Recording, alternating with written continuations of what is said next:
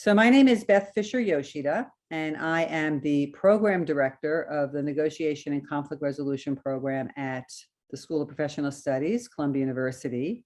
And we are joining three other programs in doing what we call the Agility 2.0 series. So it started out with the Masters in Tech Management first, and then it was the Information Knowledge and Management Strategies program, and then it was the Human Capital Management program, and now tonight it's the Negotiation and Conflict Resolution program. And there will be a recording of this webinar available to you afterwards. And before I introduce my colleagues here, I'd like to talk about some upcoming events while I have your attention. This Thursday, we have on May 5th, a webinar I'm going to be hosting featuring the poet and theologian Padraig Tuoma. And that should be really fun, talking about poetry, power, and peace. He's a very interesting person, has done some really remarkable things in the world of peace building and conflict resolution. And then the fifth part of our five-part series on Agility 2.0 has four of the programs, all of us joining together and really focusing on agility with multiple lenses. And that will be forthcoming on June 16th. And now I'd like to introduce my colleagues, and they will say something more about themselves. And just to give you first a heads up about the flow of our webinar, we'll each speak for 10 or more minutes about how we work with agility in our field. And then we'll have a discussion amongst ourselves. And then we welcome your questions and comments from the audience. So please use the Q&A box. And we'll probably take the questions after each of us presents and not before. So we have Dianne Williams and we have Ramone Segree. And I'd like, Dianne, can you say a little bit about yourself? I know I asked them to please introduce themselves because they have such rich backgrounds. I don't want to shortchange them, and I want them to highlight what they want to focus on today. So Dianne? Thank you very much, and thank you to the organizers for inviting me. I come with an academic background, and after years of frustration in academia, frustration at the failure of the criminal justice system and the short-term band-aid solutions, I became a mediator because apparently, based on what my colleagues said to me, I had been mediating already, and I was already a restorative practitioner. So I became certified in both and started working in the communities, healing harm, leading them through the process of acknowledging and healing their own harms, and which is what I thought the universities were supposed to be doing. That led me to international mediation, international restorative practitioner, being an international restorative practitioner, and working with governments at high levels, training very senior judicial officers and police officers and members of the very criminal justice system I was running away from, training them on how to facilitate restorative circles and conferences and how to live restoratively and mediate on an ongoing basis. So I'm going to focus on emotional agility at the micro level, because I think that's fundamental in being able to pivot at the macro, meso, international level. Super, thank you so much. And Ramone? Yes, Ramone Segree. I've been involved in the not-for-profit sector for more than 30 years, and more specifically working in philanthropy, volunteerism, and organizational development and leadership development also. I found myself with colleges and universities, also cultural, social services, et cetera. And I would also say academic healthcare. I'm currently with Women for Women International as the U.S. Executive Director and Vice President globally for marketing, development, and communications. I'm also a lecturer in negotiation and conflict resolution and a lecturer in nonprofit management in the School of Professional Studies at Columbia University. I thoroughly enjoy working in this sector. And might I say that conflict is something, and the need to be agile is something that we constantly are dealing with. Whether it's at the macro level or the micro level. And what I want to focus on today is really the necessity, as well as the ability and ramifications for major institutional or major organizational pivoting. And what I see is would be conflict points, as well as opportunities and necessity for leveraging. And I want to take this down to an even more granular level. More specifically, I want to focus on the impact that all of this has to do with staff teams. Looking forward to our dialoguing. Great, thank you so much. And my background, in addition to academia, when I'm out in the field, I work in organizations and communities, and a lot of it has to do with conflict transformation and also negotiation, which is a form of conflict resolution. And today I'll be focusing on the need for really good preparation in any kind of negotiation that we do in order to be able to pivot. And this is also negotiations in my mind a lot, because I am finishing my edits on my next book on women and negotiation. So I'm going to turn it over now to Dianne to please share your thoughts, and then Ramone, and then me, and then we'll open it up for questions. So Dianne? Thank you so much. So you may hear many definitions of agility, but for the purpose of today's discussion, I want to share with you my definition. The ability to move and pivot quickly, easily, seamlessly.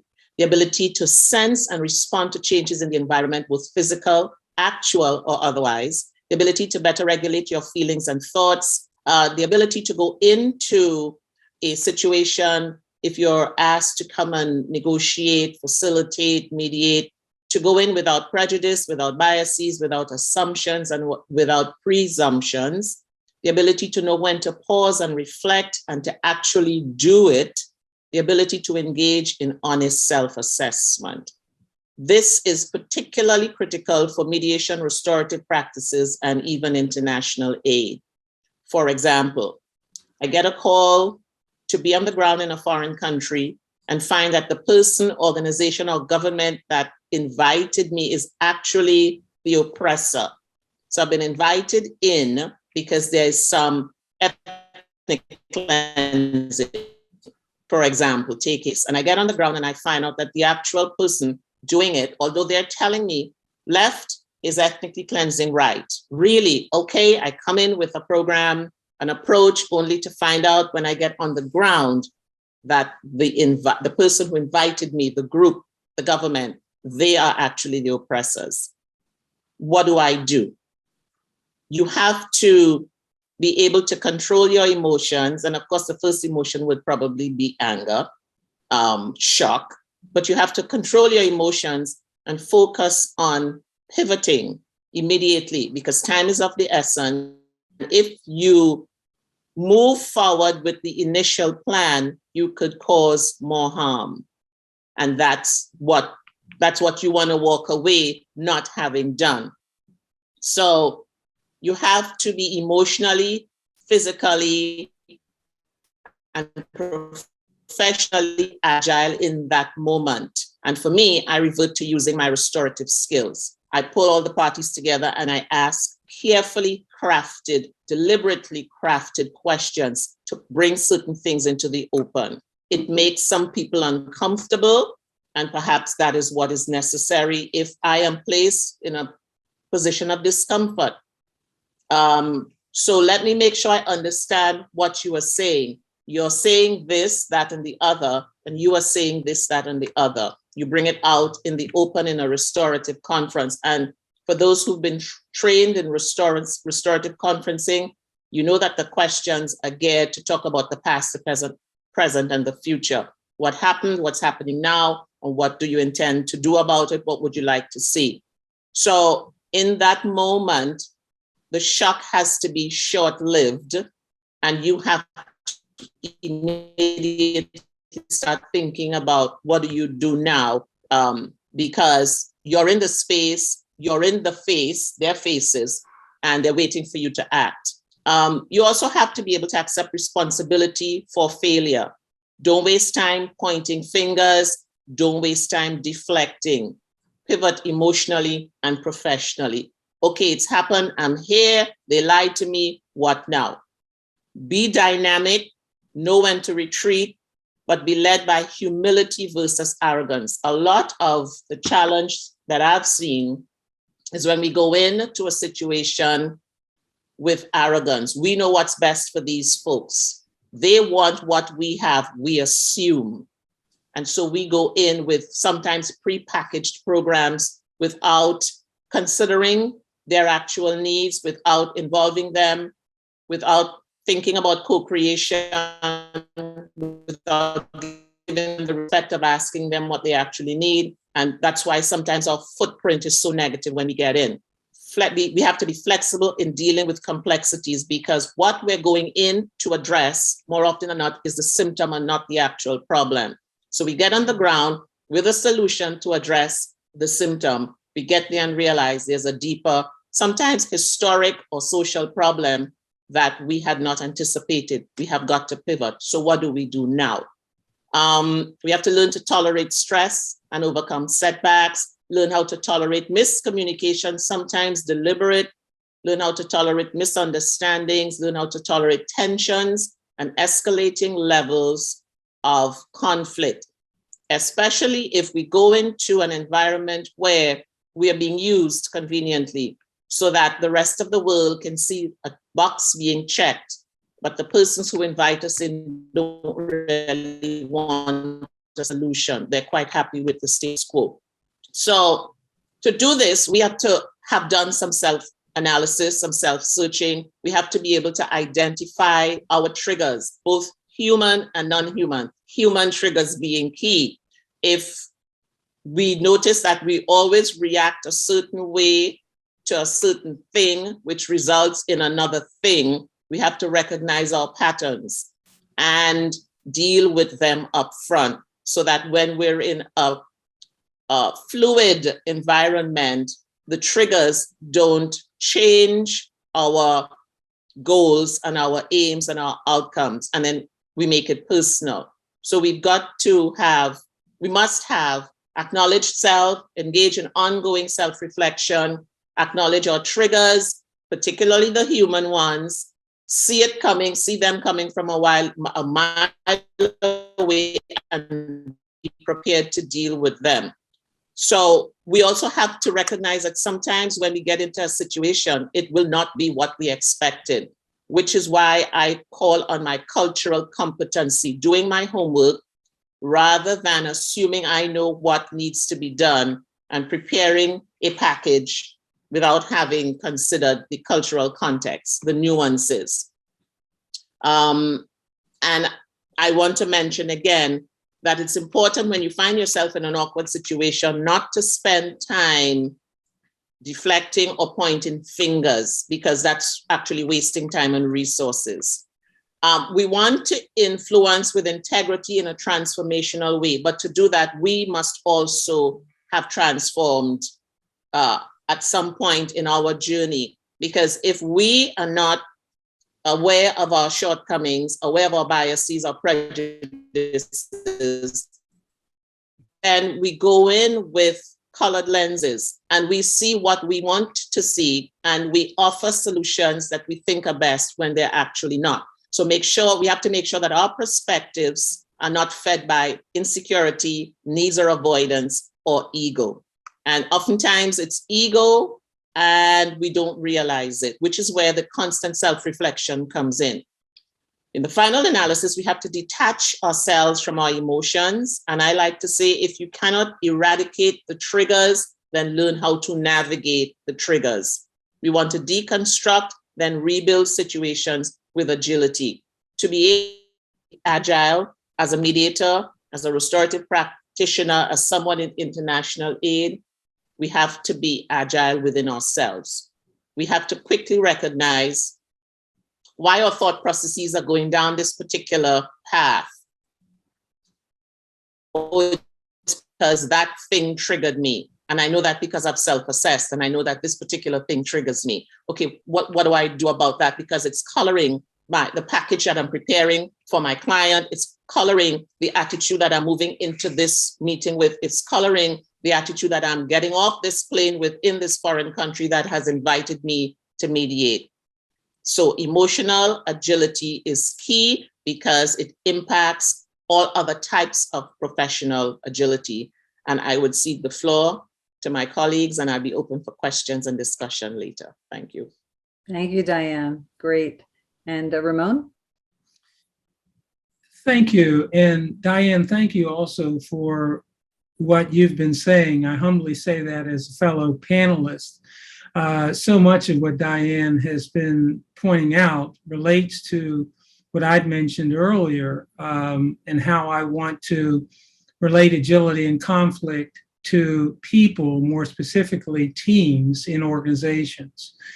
What we do in organizations does not happen in the absence of people, and nor in the absence of leadership. When we approach crises, or when we approach necessities for pivoting and for being agile, individuals in the organization look to specific persons who are their models, more specifically their leaders, for calm direction, planning, strategy, and vision. What I want to do is to, by way of example, give you a couple case studies, so to speak. They are action-oriented because they've been occurring in my life at Women for Women International over the last months. By way of context, Women for Women International is a $25 million nonprofit international development organization. And we focus on restoring and increasing power, health, and economic well-being for women who are impacted by war and conflict in specific nations. We're in 14 countries with training programs in 8 of them where we have specific programs on the ground and specific offices. And we're also involved in conflict response. Among the countries are Afghanistan, Iraq, South Sudan, Bosnia, Democratic Republic of the Congo, Myanmar, Syria, Tigray, and now Ukraine. So 2 examples of agility and pivoting that I would post or posit would be in Afghanistan and Ukraine, but then also organizational restructuring. So the first being Afghanistan and Ukraine crises.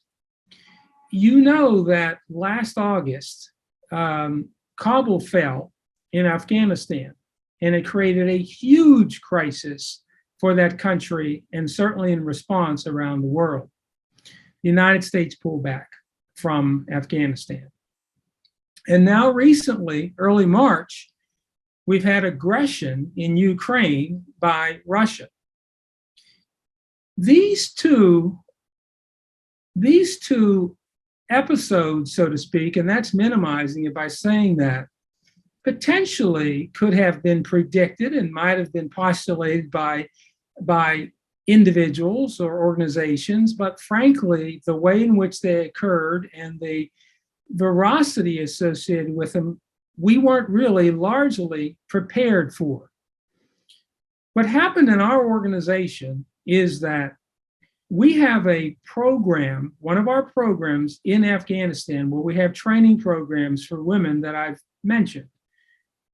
For us, what happened was it became a security issue for us immediately. Our staff teams were there, let alone the women who were in those countries. What was going to happen with respect to that? We could no longer have our programs in active engagement in Afghanistan. The internal community to our organization, and definitely the external community, was pressing on us to do something, and to do something immediately. Now, let me distinguish between a humanitarian organization and a development organization. A humanitarian organization goes in when there is crisis immediately and helps immediately on the ground to the extent that they can. we're a development organization. We're not humanitarian. What we do is we follow what's happening and we go in afterwards and take care of the needs that women have following, as well as family and children who are part of the women's, or their, in essence, constellation. So we had to consider exactly what we would be doing and how this would impact our organization, impact our fundraising, and impact our impact in that country. Considerations were staff reactions and response, operational systems, communications in the country, commerce and banking in the country, safety in the country, and impact on our traditional fundraising and operation streams. Because anything that we would do that could be episodic could, in essence, cannibalize our fundraising and our $25 million organization. So we had to keep this in balance. Now, the reason why, again, Afghanistan was unique and Ukraine unique to our organization would be twofold. We have standing programs in Afghanistan, but no standing programs in Ukraine. And because of what Women for Women International does, the external public was being pummeled by the news cycles and therefore pummeling us about what is it were we going to do. So we had to behave differently, we had to react differently, but at the same time, we had to be true to our mission. So with respect to Afghanistan, we had a daily, for over a month at 8 a.m., crisis meetings that involved our teams. And what we had to do as leaders was to give our teams confidence that everything was going to be okay, because there was panic in the countries and panic also with respect to our staff teams. We had to articulate exactly what we're going to remain focused on. But we focused also and largely on our messaging with respect to what was happening on websites, social media, online and offline communications, as well as appeals. We pivoted our messaging and we balanced this with our normal messaging. Our conflict point was our staff team health, the staff motivation, and helping the staff to see that they would be making a difference. We had to be very careful because staff were very vulnerable for burnout. I mean, we were flat out on this for about a month and a half at those 8 a.m. meetings, and then the attendant staff in the country and around the world were focused on this also. So we're a $15 million organization, and this past year we raised $20.7 million. I'm sorry, we're a $25 million organization. We typically raise about $15 million a year, which is supplemented by grant funding. But we raised this past year philanthropically $20.7 million. $5 million of that was in Afghanistan. And it's because we remained focused on our teams while we were pivoting, brought the teams together. They developed trust around what we were doing in that pivot. And as a result, the team became stronger and we raised much more money than we ever have in the organization's history. Now, with the Ukraine crisis, we were also being pushed to do something, but we had no programs in Ukraine, yet we had to respond. We have something called a conflict response fund, so that we go episodically, not into countries where there are challenges like Myanmar, Syria, Tigray, but we work with organizations on the ground to assist, and we provide grant funding to them, to the tune of $50,000 grants. So with Ukraine, we had to respond internally, we had to respond externally, but we had to show that there was no conflict with our mission. And so we've been able to structure this in a way that the team would understand, feel comfortable with it, and we're able to really move out with our messaging so that we were able to raise money, so that we were also able to not compromise the organization, but that took some significant agile pivoting on our part. Now, I would say lastly, by way of example, that we're going through organizational restructuring.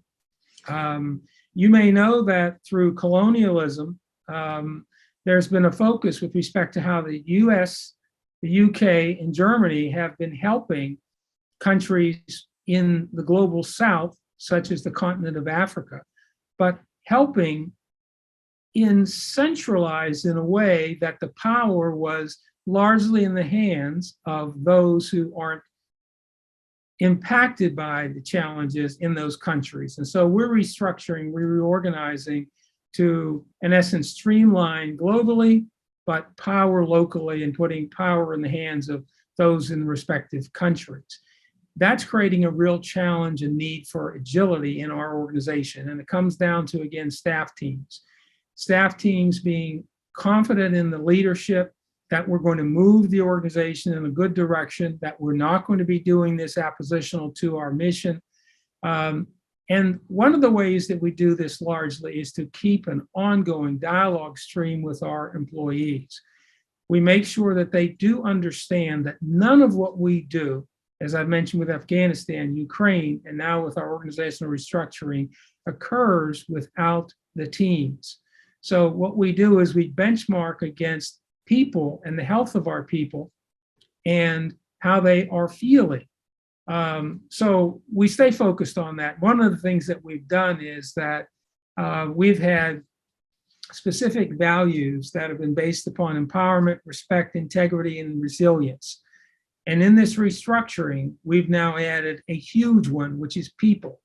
And we're showing our teams that we're benchmarking against the health of our people and the liberation of our people in order to really reach what it is that we need to reach.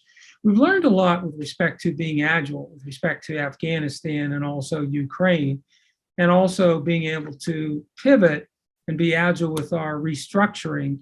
But above all, I think that we've been able to do this by showing that our leadership is attentive and that our leadership is not pushing to arrive at specific goals.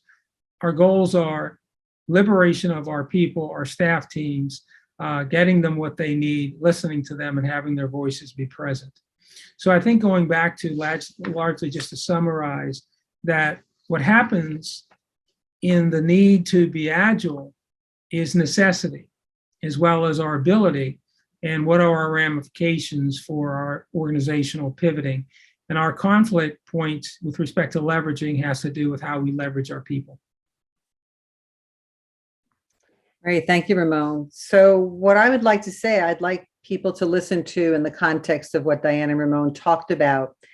It's that you need to be prepared in order to be agile. And you can't first do the preparation in that moment when you're being required to be agile, that the preparation has to come in advance, and it also has to be ongoing, because if we think of ourselves as instrument of change, then we need to constantly hone our skills to have the capacity to be able to be agile in the moment. So you can hear from the examples they both gave that there were so many different negotiations that needed to take place on a regular basis, both internal with people on their teams to external with different stakeholder groups. And so in order to be able to be effective in those moments, then there are certain sets of skills that have to happen. So one basic, I guess, framework for how we look at conflict would be to really differentiate positions and needs and really figure out, one of my favorite questions is, what's really going on here? Because the presenting issues are not usually what the main issues are, that there's other stuff going on. And with really effective communication skills, which is listening to also what is not being said, paying attention to all of the contextual clues that are there, understanding the historical ramifications of what's happening there, the cultural ramifications. And that means that if we are not familiar, or even if we think we are, we still have to do our homework and prepare, because there are so many nuances and changes and different stakeholders come in that we need to understand that. So in a negotiating context, which we're always doing on an ongoing basis, you have the individual smaller framed negotiations that happen sequentially over time. But then we have to also think about what is that long-term goal that we're negotiating towards, because all of these smaller negotiations all go towards the larger context and the bigger negotiation.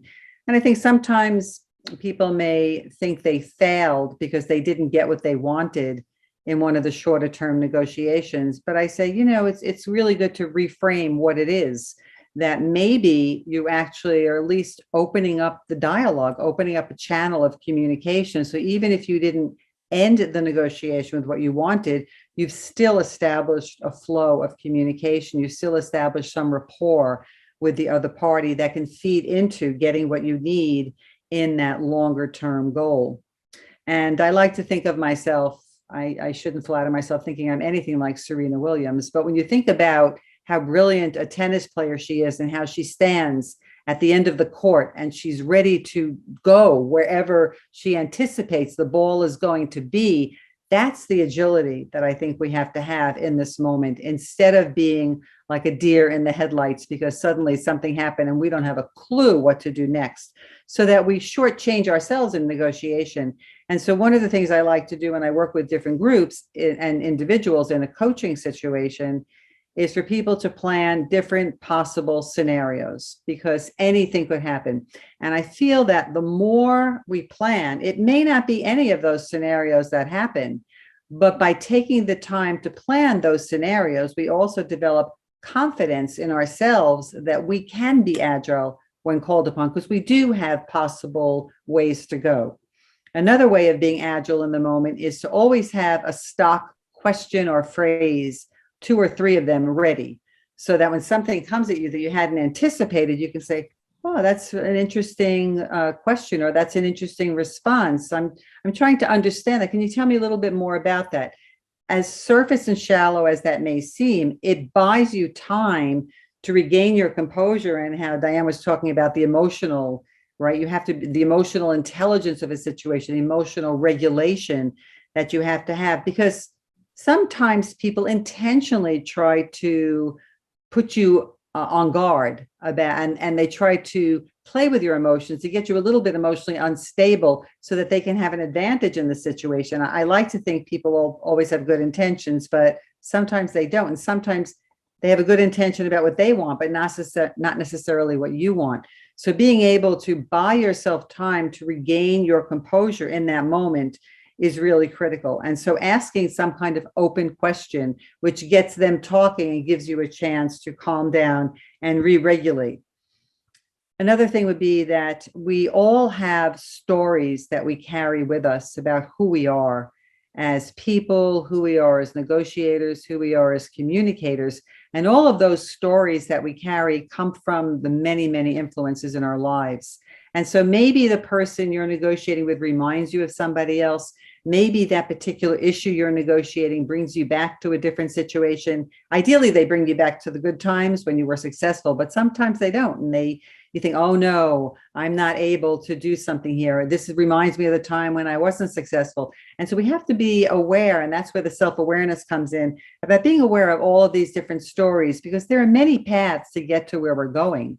And we have all of those personal stories we carry from the social worlds that we live in, from the communities around us, from our education, from our families, from the society at large, the media, the messages we receive. And today, the inundation we have of information from the social media and so on. So we really want to think through, what are those different influences that are really working for me, and what are the ones that get in my way of being effective?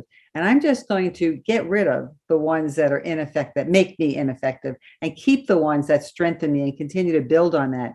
So that's why I'm going back to one of the original points I made, is that we can't wait until that moment to wing it, because I always say winging it is not a strategy. We have to really prepare so we can have the confidence to be able to be capable and agile when we need to be.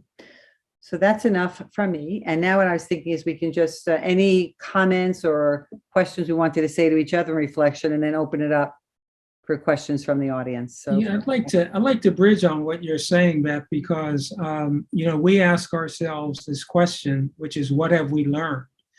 And the examples that I gave have set us in motion to develop crisis plans. Now, when you think about the fact that we're addressing the needs that women have in nations where there's war and conflict, one might say, well, you're constantly facing crisis. Well, in that respect, we are, but not to the tune of what we saw with Afghanistan and now with Ukraine. This is unique to the world and unique to Women for Women International. but we're asking ourselves the question, what have we learned from Afghanistan and for our action with respect to and response to that crisis? What have we learned? What did we do in communications? What did we do in fundraising? What did we do in programs? What did we learn? And what did we learn through finance? We're looking at our data. We're doing data analysis. We are conducting surveys. We want to be prepared. And so absolutely, it's very important to anticipate future crises. And one of the things that we're doing also, we're beginning to look at countries around the world where there are hotbeds and some rumblings of potential crises that could come. So it's watching, but also being prepared in the ways that I've mentioned. Great. Okay, Dianne, did you have anything to add, or should we go for some questions? Okay, so one question here is, what is the best way to train your agility? Please describe when agility may signal a barrier in conflict resolution. I can tackle that one first. What is the best way to train your ability, your agility? The best way is to start by training yourself. And to do that, you have to have the requisite level of self-awareness and self-honesty. And I like to say, no one should tell you anything about yourself that you don't already know. Oh, I get this. I find you to be very sarcastic. I know, and I really should be working on it, but I've chosen not to. That's when I want to be icky. But I find you to be very X. Yes, I recognize that, and it's something that I'm really determined to work on. No one should tell you anything about yourself that you do not already know, that you haven't identified, and that you are working on not. Because you could choose, my go-to is sarcasm, and I actually use it very subtly in mediation. As in one case I said, so if I'm hearing you correctly, you are saying that you were aware that you were doing this and you chose to do it. Is that, well, you make me sound so unreasonable. Now, I was throwing shade, as my students tell me. I was being sarcastic, but I use that opportunity to get that person to see themselves in a mirror. You have to also see yourself in the mirror first before you can do that to someone else. And I think that that's a great question. It's one for thought, stimulation, and considering what it is that we've experienced along those lines. And the first thing that I think of is risk preparation. One of the things that we do in our organization is to what if our risks. So we look at substantive risks associated with the organization, such as our technological systems, our finance systems, in countries where we are, security risks, et cetera. And what we do is we ask ourselves, we basically have meetings periodically, and we have grids where we're looking at how we can minimize these risks. How real are they? What can we do to bring about some change? What kind of monitoring do we need to do? What really is our preparation? And we actually assess these on a quarterly basis to see where we are. And this is what comes to mind, I think, for our agility training or preparation. And by the way, in this is the risks that we've experienced, such as the risks for crises in the countries that I mentioned, Afghanistan and Ukraine. So it's risk preparation, risk management is one of the ways I think to train agility in organizations. Yeah, I'm just thinking about what you're saying, both of you, and I'm thinking about the different levels of agility we've been talking about, right? So there's the individual personal way of developing self-awareness and being aware of your strengths and so on. And it's an interesting comment you made, Dianne, when you said that people shouldn't tell you something about you that you don't already know, because that's also a sign of how self-aware you are. But I'm also hearing what you said, Ramone, about having systems and structures in place that can also be agile. So all of that has to work together in order to really have the ultimate agility. Okay, another question here is, how are conflicts resolved when there is a lot of unfairness? So I was asked to be on a panel once about the impact of being a neutral. If you are neutral, are you part of the problem? As a mediator, if you're asked to mediate, particularly some divorce mediation or domestic violence, if you are neutral, then you're allowing, I've been told, the power imbalance to exist. So the argument was, you really cannot afford to be neutral, but being a mediator necessarily requires you to be neutral.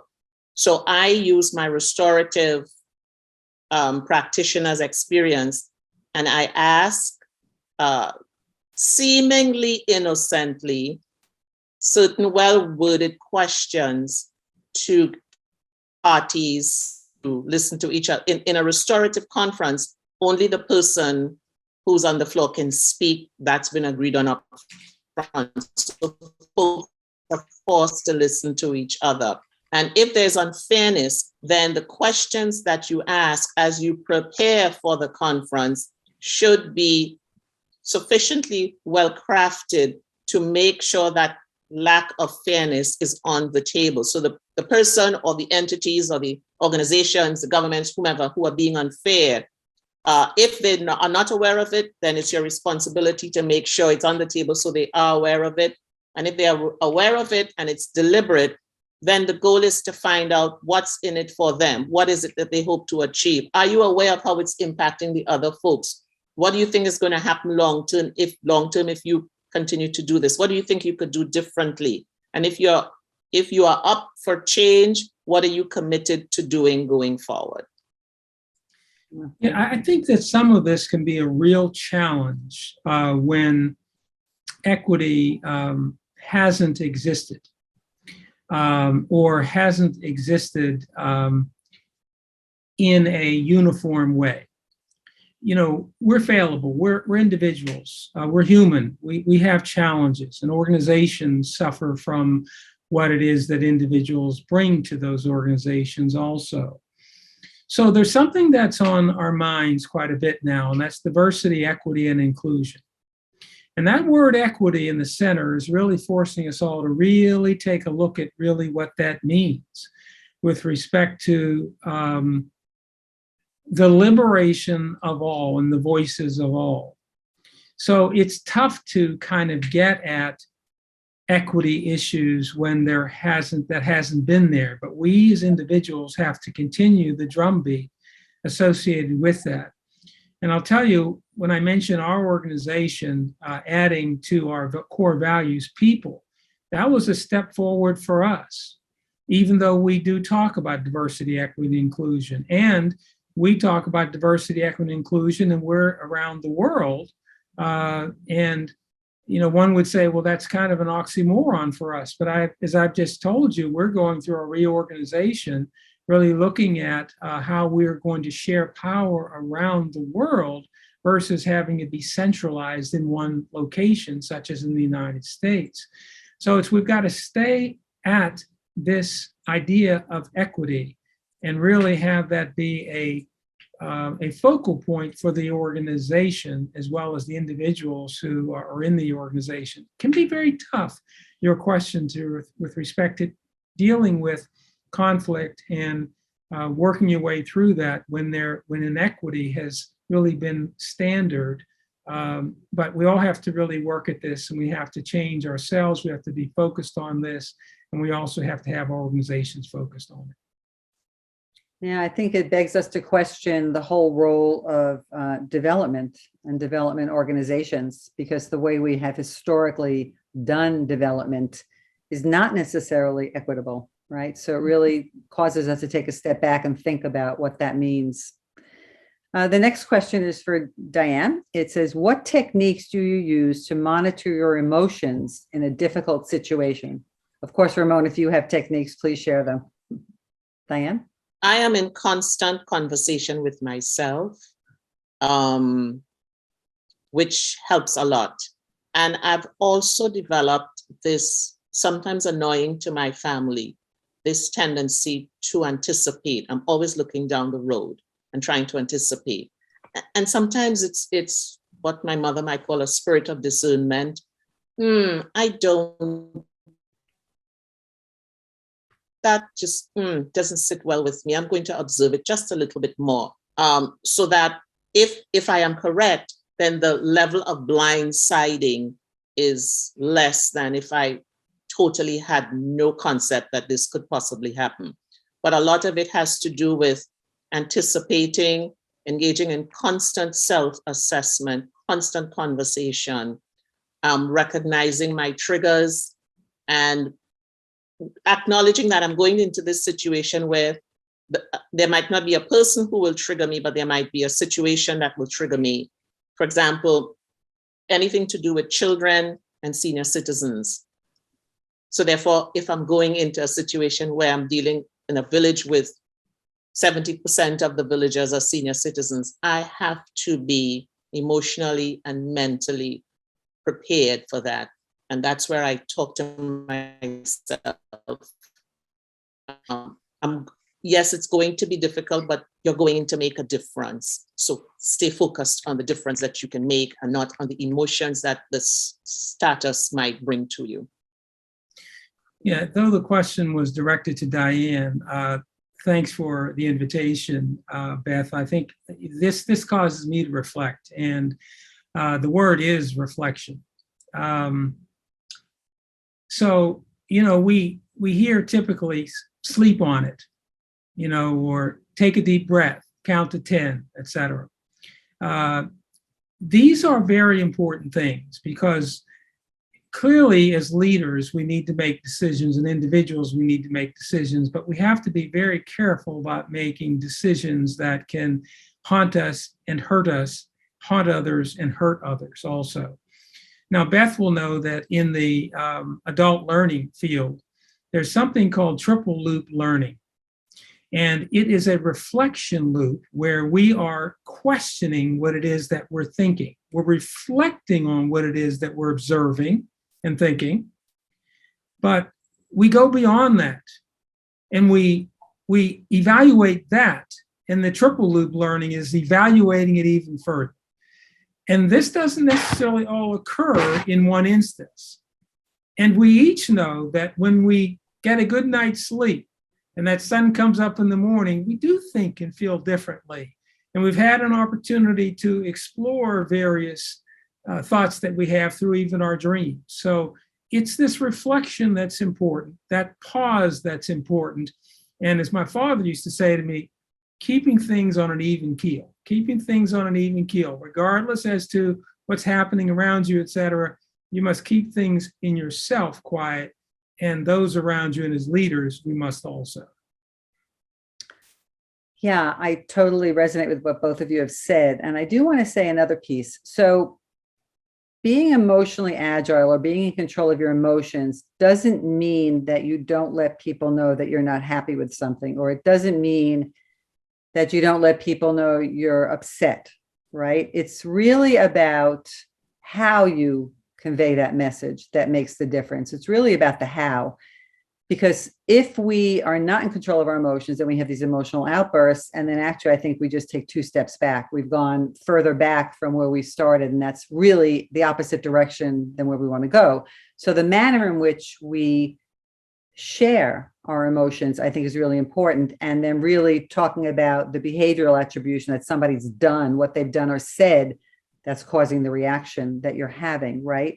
Because I think sometimes, and I know from people who study conflict resolution or have an image about what peace should be, think that you don't share your emotions and you're always the nice guy and you don't let people know. And I feel that if you continue to do that, it's only going to build up your own frustration, because then you become the proverbial doormat, right? Then that means you're over accommodating because you don't want to. And then basically you're not giving the other person a chance to learn because they didn't learn what they didn't. And chances are they'll just continue to repeat that same way of offending you. And that's only going to damage the relationship. So I think we need to be mindful about how we convey the emotions we're experiencing, not only that we don't do it, right? Because I think sometimes people say, oh, we'll just be nice all the time. But what does that really mean to be nice, right? And not share your emotions. I'll get off my soapbox now. Okay, so we have another question here. It's very easy to say, be prepared. However, the past 2 years prove that even the most experienced companies and teams couldn't have fathomed the challenges of the pandemic, supply chain crises, inflation, and the geopolitical challenges of the crisis in Ukraine. What are preparations that allow someone to be agile and minimize costs, but also be able to harness opportunities created by crisis? Reminds me of the Chinese character of opportunity in crisis. So, yeah, I think if I thank you, Diane. I think some of this has to do with perspective, and we've talked a little bit about this in the previous question and discussion. And I think also when you mentioned Serena Williams, the tennis player, and what does preparation mean? Well, one could say that preparation is, as you described it, that ball coming off the opponent's racket, and therefore it is the preparation of whether one is going to lean left, lean right, etc., and then put into practice what one needs to do to return the ball tactically. Well, it's much more the preparation, the years of preparation, the practice, the rehearsing, etc., visualizing that was done before Serena got to that court. And I think that the preparation that we need is the preparation that we make every day. We need to understand that we're learning every day. And I don't think that it is cliche to say that there's opportunity in crisis. The fact of the matter is that I've learned a long time ago that glass half empty, glass half filled. Things are going to happen.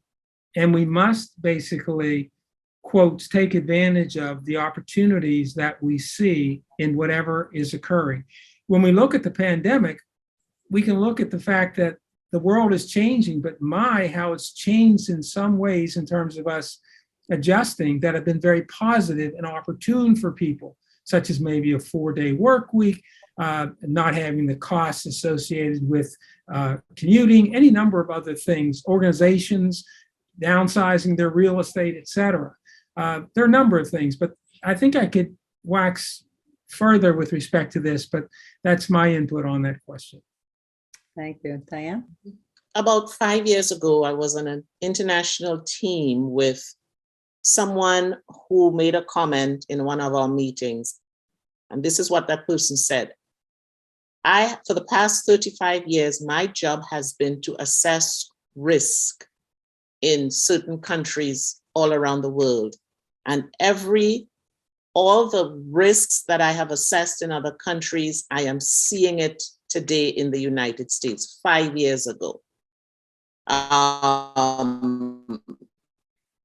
Fast forward to today, there are certain trends that we are seeing that we can talk about, but as to whether the average citizen is preparing themselves, I doubt very much. So if I were to jump back, sometimes it's ego that says, oh, that could never happen to us. After all, it's us. The signs are always there. We just choose to either complacency or positionality or entitlement. It's us after all. Nobody could dare attack us. And then when it happens, we're caught off guard when all along, had we been humble enough, and I love to use that word, to acknowledge that sometimes we do some things in other parts of the world that upset other people, so they don't like us. So it is possible that we need to be careful. Oh, but it's us. We don't need to be careful. Sometimes we set ourselves up.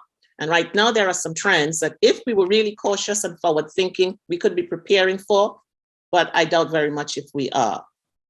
So again, it comes back to our self-assessment, this time as a country. Mm-hmm. If we wanted to be true and honest about why we are where we are. Yeah, great. Also being able to notice what the signs are. In hindsight, we know, but sometimes in anticipation, we don't. think we have time for one or two more questions. Sorry, we won't get to all of them. So somebody commented that they liked, Dianne, when you talked about your emphasis on emotional agility and how the lack of it can impede other agility, which I think is a really interesting thing to focus on now. You know, what other agility might be impeded by our emotional agility not being there. So do you think emotional ability can be learned and or taught? Well, I hope so, because we're all educators, right? Yeah. What are tricks and advice to learn and teach it? So I'll hear from both of you on that. Yes. So the awareness that it is a thing first, and that we all need it, because if we cannot pivot emotionally, it impacts our ability to pivot professionally. And sometimes it could put folks in danger because we're allowing our no, this is the way I want it done. It's always been this way. Yes, but this is another country. It worked in DRC this way. This is Ukraine. It won't work this way here. No, this is how we want it done. So acknowledging that it is a thing first, and then walking people through. There are a lot of, I teach restorative leadership, for example, which is very hard for the traditional leader to accept, because a lot of it has to do with humility, being firm yet being humble. So there are exercises, a simple thing like journaling at the end of every day and going back to your trigger points during the day. What had me upset at noon? Why do I get up every Wednesday morning with a headache? It's because you have a meeting with this icky person at 11 every Wednesday. So you just have to do some introspection, some reflection, pause and reflect, and practice, and eventually becomes easier. I'm not saying it's going to be easy. It has taken me years to get to this point. But if we don't start somewhere with introspection, self-assessment, then we just never get it right. Yeah, I so like what Dianne mentioned with respect to journaling. What you do have here would be definitely two writers and myself. I do some writing, but aspiring to be where the others are. But this growing and learning is what we need to have as a path for ourselves. That we shouldn't consider ourselves to be static. We've got to constantly grow. We have to constantly learn. We have to constantly ask questions and what if as such. There's something about self-questioning that often folks might consider to be, or others who look at us might consider to be, weakness. It's absolutely not weakness. It's strength that we're questioning ourselves and that we're growing. We should look at our life history, and I don't mean necessarily the things that have happened to us. I mean what Dianne is saying in terms of journaling. Who are we? What are the things that make us tick? How can we improve upon this? What are we learning on a daily, so to speak, basis? And I think that journaling can be episodic, but then journaling can be something that we do on a regular basis. But I think that growth and learning, continued growth and learning, is so important to being emotionally agile. Yeah, I so echo what you're both saying, in that, you know, when do we say, okay, I'm done learning, I know everything? I don't think we can ever say that. But even if the three of us got together on a different day at a different time, and even if we talked about the same topic, we would probably talk about it a little bit differently, because we've had other experiences that are going to inform what we're going to say, even something that may have just happened earlier in the day, right?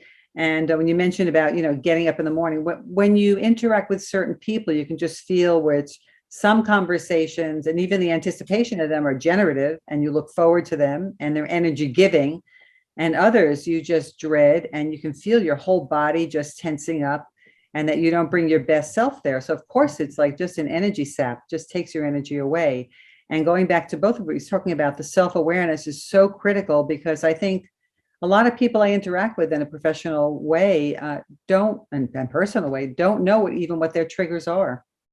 You know, and it's something about not also taking responsibility. I had a conversation earlier today with people, and I said, well, everybody plays a role. You know, everybody has a role in a conflict situation. Either you help perpetuate it, or by not doing something to prevent it or stop it, you're also adding to it and perpetuating it. But I think it's really hard for a lot of us to admit that we did something, because we think that we're the innocent or neutrals and not neutral as a third party neutral, but that we didn't do anything, but just the fact that we were there and we witnessed it and didn't do something is a statement in itself, right? So we are at time. Thank you so much, Dianne and Ramone, for this wonderful conversation. Thank you, everybody, for listening. Please know that you will receive a link to the recording once it's available. And for those of you who we weren't able to address your questions, I'm sorry. Please feel free to reach back out to us and send us your questions if you really need an answer to them. All righty. Thank you, everybody. Have a wonderful day. Bye now. Thank you.